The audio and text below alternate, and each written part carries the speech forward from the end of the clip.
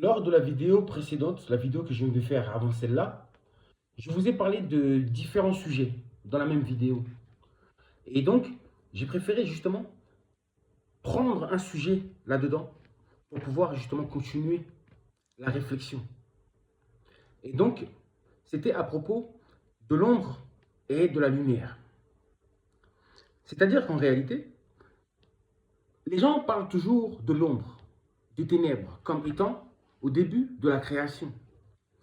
Mais quand on réfléchit et quand on apprend surtout que le Soleil représente 99,8% de la masse de tout le système solaire, c'est-à-dire de la masse de tout ce qui existe, là j'ai compris que les ténèbres n'avaient vraiment pas une grande place parmi autant de lumière.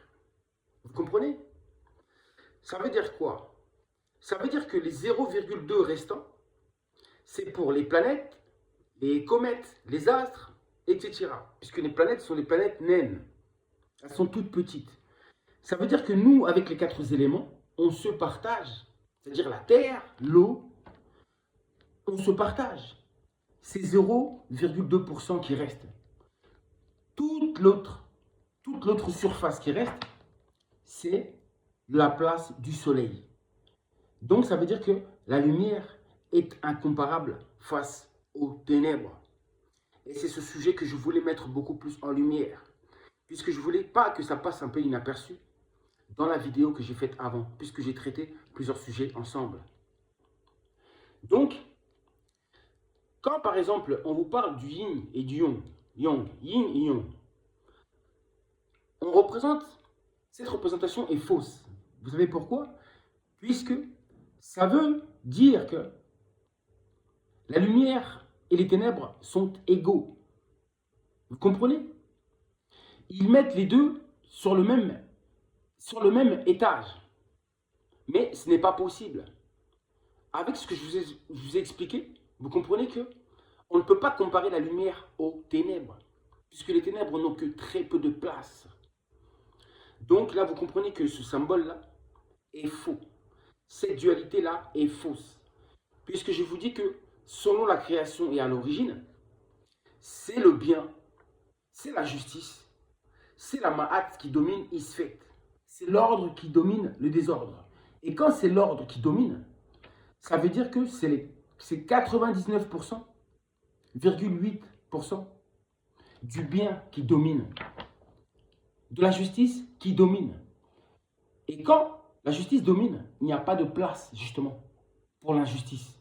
Quand l'ordre est, il n'y a pas de place pour le désordre. Vous comprenez un peu? Quand le bien règne, il n'y a pas de place pour le mal.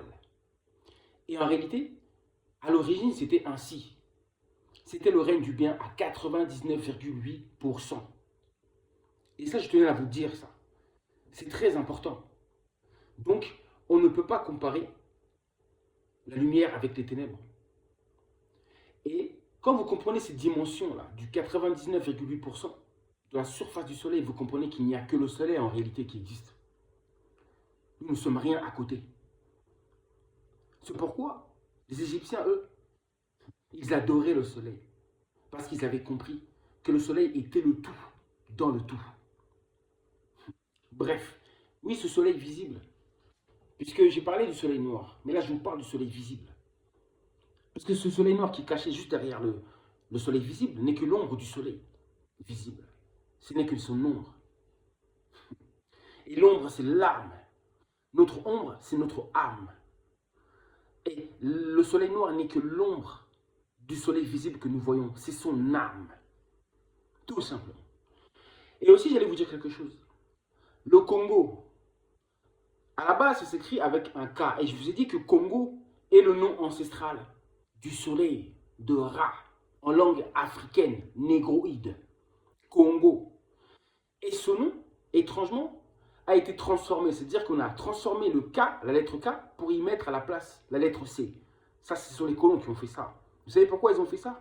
Ça, c'était spirituel et c'est symbolique. En transformant le K en C, ils ont courbé la divinité. Ils ont rompu le lien qu'il y avait entre le peuple du Congo, ou la race noire, avec le dieu soleil, avec Nimbumba Loa, avec Ama Congo. Ils ont rompu ce lien-là. Cela signifie ce lien rompu. Le C là, courbé. Vous comprenez? Le lien rompu.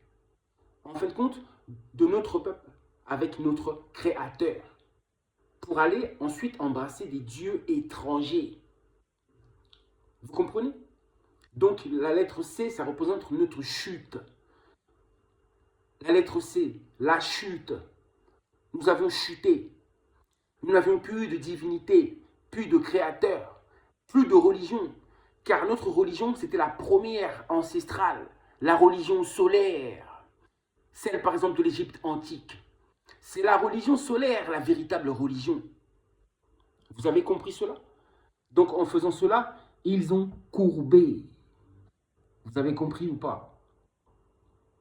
Ils ont rompu ce lien qui nous reliait avec Tatanzambia Pungutu Lendo, le Tout-Puissant. Le soleil est le Tout-Puissant qui domine dans le ciel, le très haut. Vous avez compris? Et c'est comme ça qu'on s'est fait avoir.